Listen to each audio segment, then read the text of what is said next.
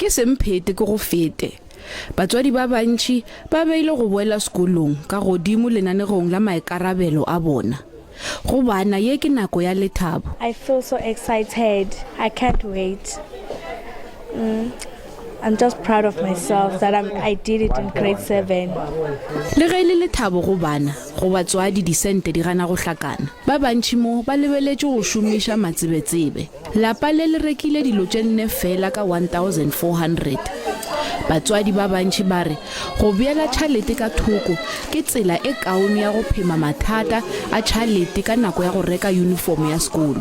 O bile boima mara ka baka la gore ngwana ya sekolong a thoma o tshwanetse go ikemišetša ntho nngwe le nngwe.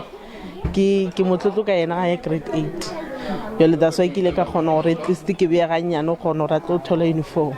Ka thoma e bea January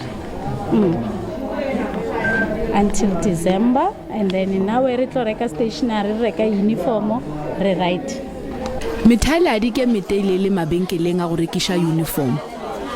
Ye ke nako e boima go maki malapela. O hlokometše ditlogolo tša gagwe morago ga go hlokofala ga batswadi ba bona ka bobedi.